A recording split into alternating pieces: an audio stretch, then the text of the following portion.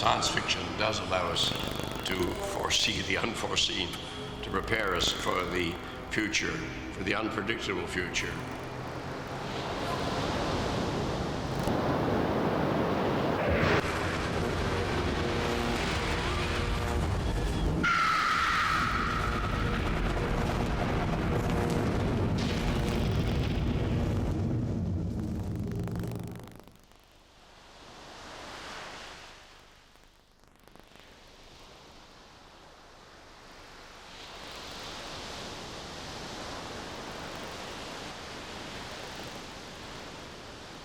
The writer Arthur C. Clarke is the nearest thing we have to a modern-day soothsayer.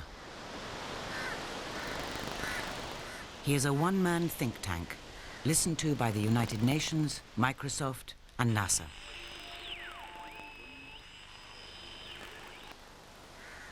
He was the first to propose communication satellites and, at the age of 27, prove their technical feasibility.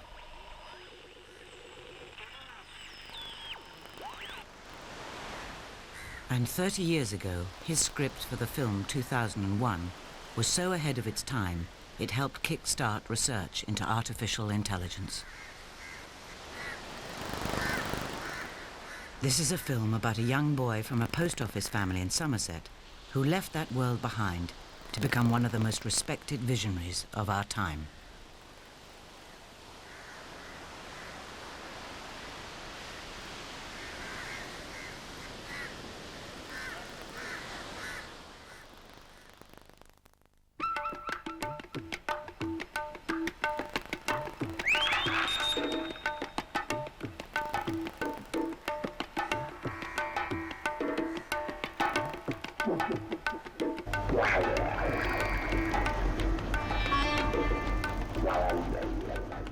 Arthur C. Clarke may have made his name with 2001: A Space Odyssey, but with the next millennium looming on the horizon, the date 2001 can no longer be used as shorthand for the future. So Clarke has spun the calendar forward 1,000 years with his new novel, 3001: The Final Odyssey. Despite its 31st century subject matter, he chose to write the book surrounded by the fading colonial splendor of the Galle Face Hotel in Sri Lanka, the country he calls home. I lived here in this room, made one or two trips outside, went home I think a couple of times for a few hours, but essentially I was in this room, for 3 weeks, and during that time I wrote the core of the book. My agent told me that there was great pressure on me to do this, and I said, no way. Then they started to wave green paper in front of me until my eyes glazed over. But even then, I must say that I would not have done it purely for the money. I suddenly realized I had an opening, a perfect opening for the final installment, and that was it.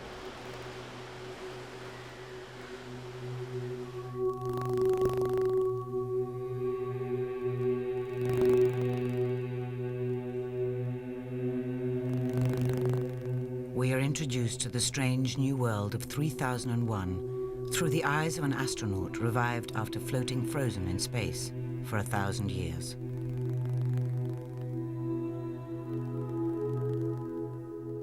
A 1,000 years does give you room to imagine almost anything which we could imagine now could be done in that period of time. So I've taken the things that interested me, things which seemed dramatic and as well as being possible, and just developed them.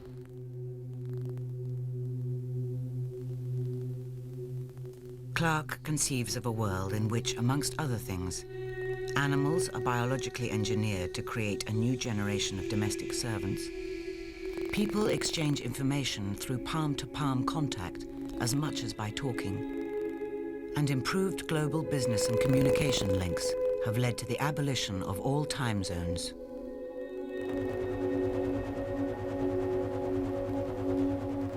Few people would pay such predictions serious attention if it weren't for Clarke's track record as a writer whose fiction has foreshadowed a string of real-life inventions, like video phones, email, the space shuttle, laptop computers, and cloning.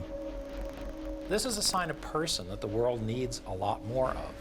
We have incredible numbers of specialists, and yet how many people do we have that are synthesizing this knowledge and visioning the future? It is possible to see patterns that others haven't seen. And I think that that is certainly something that Arthur Clarke has done. Science fiction plays a very important role, and that what it does is opens the minds of people, particularly young people, as we know, to the potential existence of alternatives. Despite the sweep of his vision of the next millennium, Clarke maintains that future shock may be a thing of the past. I think anyone coming, say, from the Battle of Hastings to our time would probably go crazy. I mean, everything would be totally strange. Whereas I suspect that if we were sent 1,000 years in the future, much of the technology, I mean, it would be strange and marvelous, but it wouldn't be totally alien. It's hard to imagine there'll be anything that'll totally overwhelm us, but there may be, even in 100 years' time.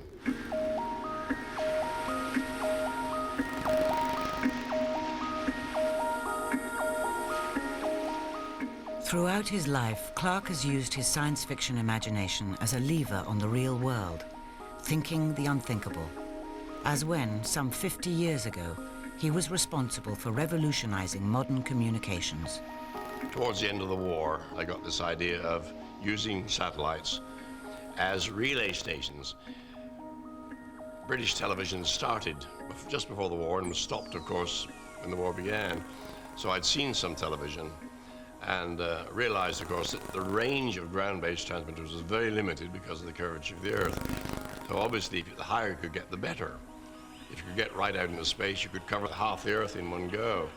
And there was this particular 24-hour orbit, and the satellite at that height, at that particular distance, would stay fixed over the same spot on the Earth. So I wrote this up in a short article, and that's where the whole thing started. And sometimes I feel like the late Dr. Frankenstein.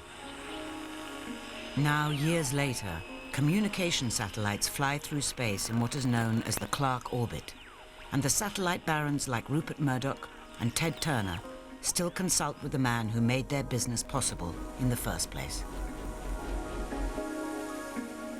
Indeed, Clarke's house once served as the CNN downlink for the whole of Sri Lanka.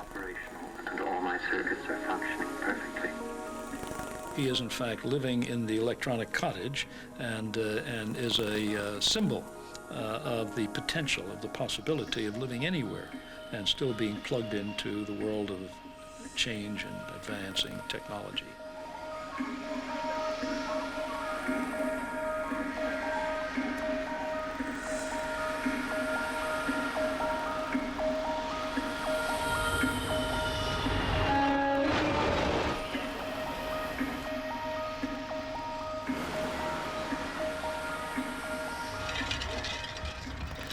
Clarke lives in Cinnamon Gardens, a leafy quarter of Colombo, Sri Lanka's capital, where he shares a house with his business partner and family.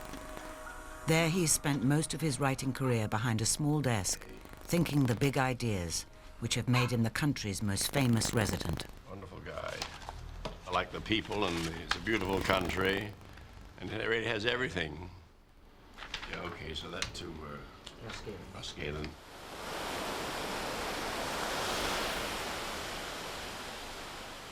But it was the Indian Ocean which first attracted Clarke to Sri Lanka. People are often surprised that I'm interested in diving, in underwater exploration, which is what brought me to Ceylon as it was then, back in 1956. And the reason is simple. I realized when the scuba equipment was invented that I could experience something very close to weightlessness in the sea, something which is, of course, one of the characteristics of spaceflight. And, of course, all the astronauts now use scuba as part of their training.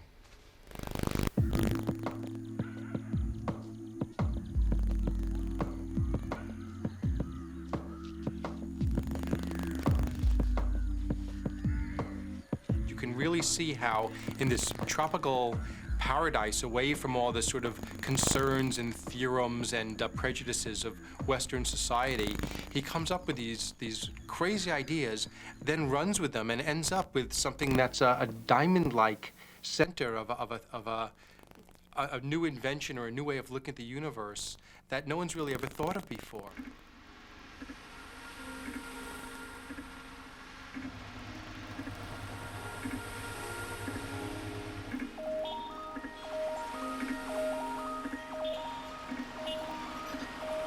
Clarke has said that it was in Sri Lanka, 6,000 miles from where he was born, that he first felt he had come home.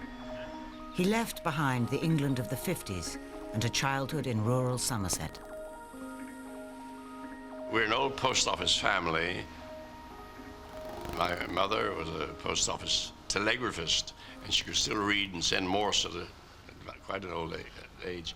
And father was also a post office engineer, and my aunt ran the local post office, and so, you know, it was really in my blood, and that just had something to do with my later involvement in communications on a slightly more sophisticated level than the Morse key.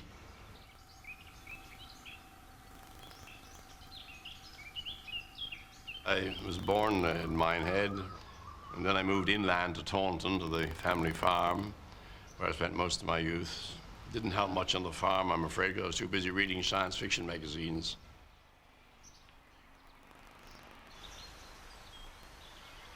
One thing that really triggered off his writing was when he was at school, he used to slip down to W.H. Smith's and get these little pulp magazines, which used to come over from the States. And he used to avidly read these stories, and then he used to find fault in them. And quite often there was a letter from him, you know, saying why it wouldn't have turned out that way. And then one day somebody wrote and said, well, if you think you can do better, do better. I never imagined I could make a living by writing. I regarded writing as, you know, it was fun. I was an amateur writer. Most of my publications were in amateur magazines, not even printed magazines, but churned out in the old mimeograph machines. You know, you get covered with ink and cutting stencils. Oh, talk about changes of technology.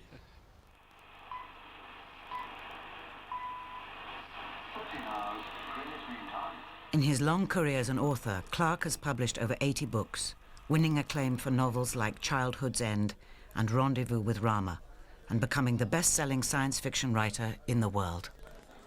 Science fiction has so many opportunities that there's a danger, of course, that you may run wild in all directions.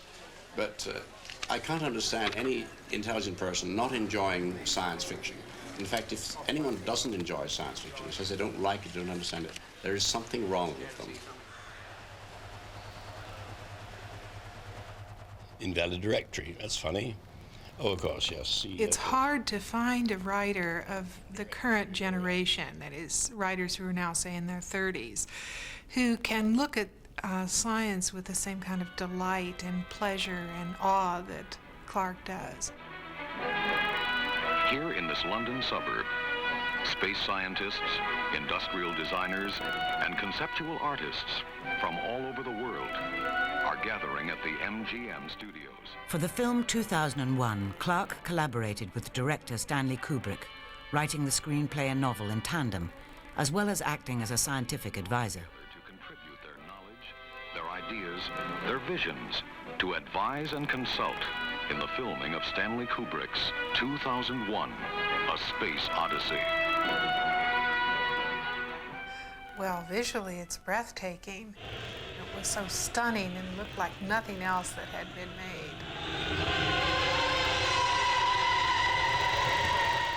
I felt like I had been ripped out of the cradle, like I'd been transported into a universe where miraculous things were possible. Well, there was never a movie like it before, and there hasn't been a movie since. But it did influence the look of space in all movies and television shows since then.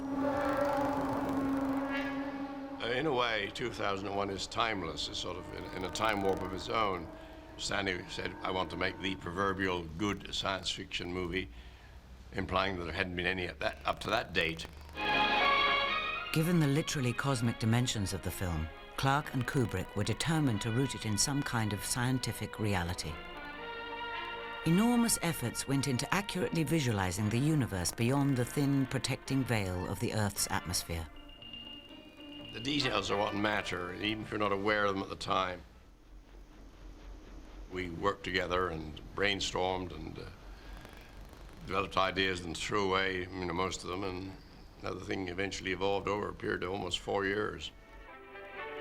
Nearby, another of the film stars, Gary Lockwood, goes through the long daily routine of being dressed in his astronaut spacesuit. Well, I'd say it's one of the highlights of my career. It's not the best role I've ever had, but it was certainly the best time I've ever had. 2001 was put together by a lot of very brilliant people. I mean, I've never seen anything like it, ever. Hello, Hal, do you read me? But Hal, the ship's computer with a mind of its own, was the real star of 2001. Open the pod bay doors, Hal. I'm sorry, Dave. I'm afraid I can't do that. In creating Hal as a fictional entity, he made it, he took all of this specialized knowledge and gave us a very visceral notion of what it means if computers become as intelligent as humans. This mission is too important for me to allow you to jeopardize it. I don't know what you're talking about, Hal.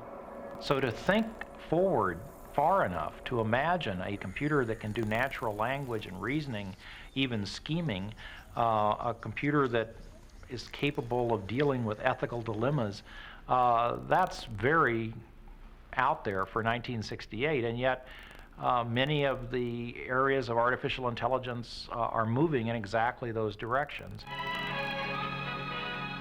Hal's artificial intelligence was only one element of 2001's grand philosophical subject.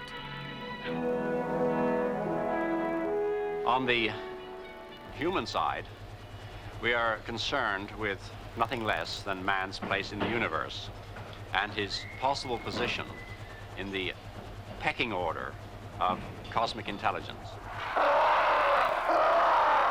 The film's central theme was an exploration of the evolution of humanity. From bone power to brain power.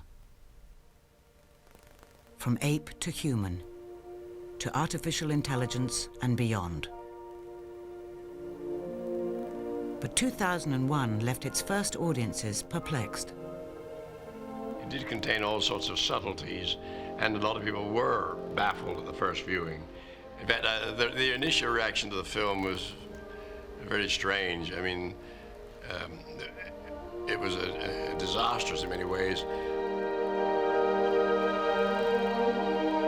I remember the opening night, I had a seat in the balcony for that premiere, and after the intermission, my date and I were able to find good seats on the first floor because so many people had walked out, including Rock Hudson, who stalked down the aisle saying, "Will somebody tell me what the hell this is about?"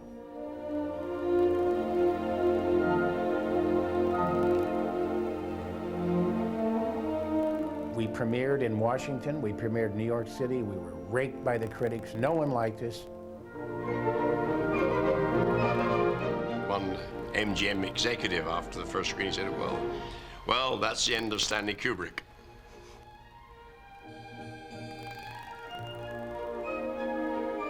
And within 8 or 10 days, the audiences were all over the streets.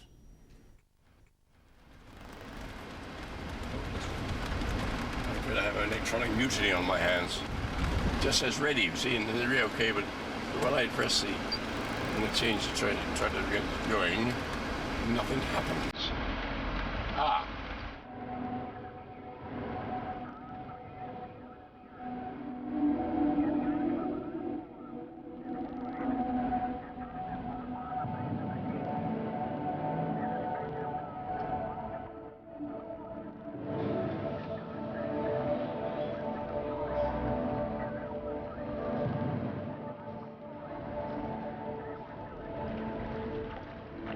The film's success made Clarke rich and earned his writing a new global audience. He continued to produce novels and screenplays, including 2 follow-ups to 2001. But last year, when he was hit by a recurrence of a debilitating polio-related illness, completing the quartet with 3001 hung in the balance. It's very complicated. Other people's illnesses I know are very boring, but what I've got now is this newly invented disease, post-polio syndrome, which very few people ever got before because no one lived long enough to get it. In fact, even think that it's a definite advantage to a writer not to be too mobile, and I don't have all the excuses of running around that I used to have. But luckily it hasn't interfered too much with my table tennis, as some of your crews discovered.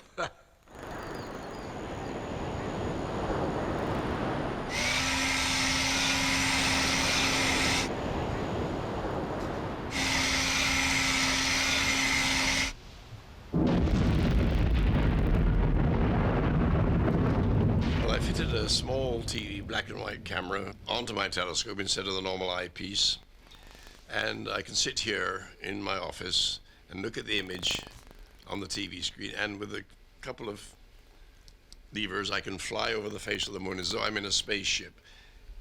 So when I'm too old and feeble to get to the telescope, I can still sit here and enjoy the lunar landscapes. The Apennines, Sea of Rains, the Mare Imbrium. Move a little now, coming up there. There is Plato there on the bottom right, and that pyramid just below it is Pico, where the final scene of 3001 takes place.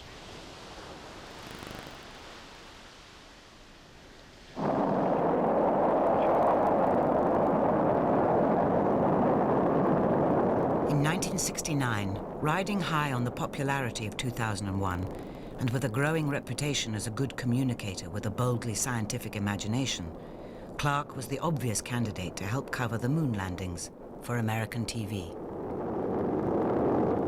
Well, for thousands of years now, it's been man's dream to walk on the moon. Right now, after seeing it happen, knowing that it happened, it still seems like a dream. Arthur, you've been dreaming of this moment long before many of us did. What was your feeling when we saw this thing happen today? Time just stopped for me, and I think it stopped for everybody. It was just a hole in history, you know, and the whole world's, everything. My heart stopped, breathing stopped.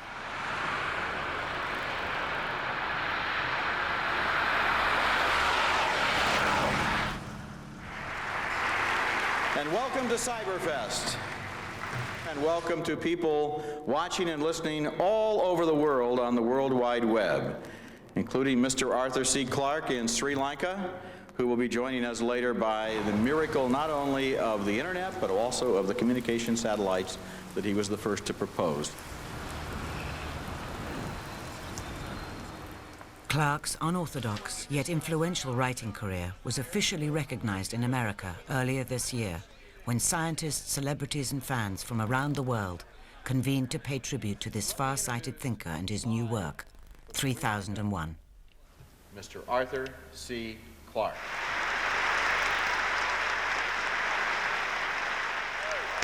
Very nice. Okay. Now, can you hear me okay? Yes, we can. Okay. Well, I'm delighted to have a chance of talking to you from Colombo. We have a question now from Gary Lockwood, one of the stars of the film. Hello, Arthur. Long time no see. Lovely to hear from you, and you're glad to know, of course, I revived you in 3001.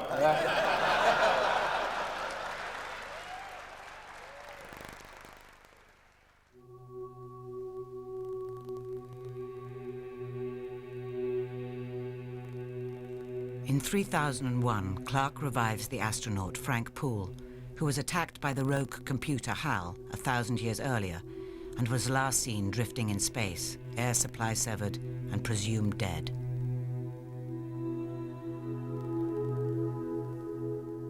In 2001, you see Frank Poole spinning off into space to the far reaches of the universe, and that, you think, is the end of Frank Poole. But I realized, you know, that it might not be if he's deep frozen in 1,000 years' time and someone picks him up again and brings him back, he could be revived. I think this is quite possible. It seems to me what is remarkable about 3001 is here we have an author who's approaching 80 years old, and he's just as ingenious, creative, and forward-looking as he was 30 years earlier. Frank Poole gets a crash course in 1,000 years of history, using what is perhaps the most dramatic of Clarke's predictions, the brain cap, a device which would enable us to tap directly into the workings of the mind and hardwire raw knowledge directly to the cerebral cortex.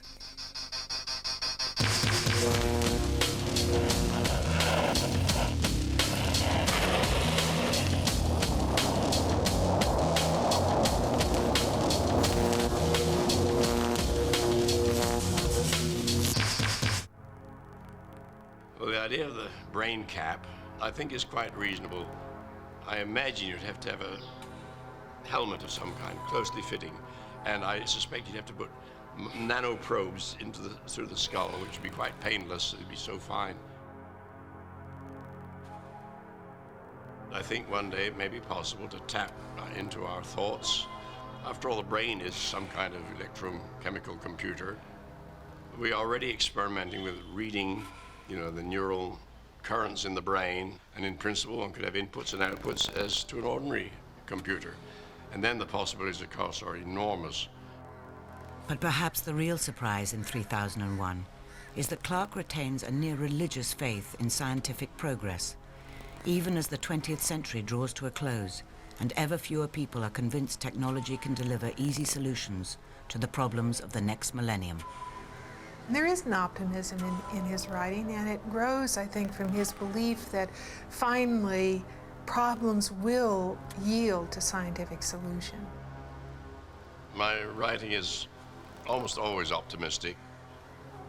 There's a lot of, I think, cyberpunk out there. Unpleasant, violent futures are much more dramatic. And I feel that if you are optimistic, you have a chance of creating a self-fulfilling prophecy.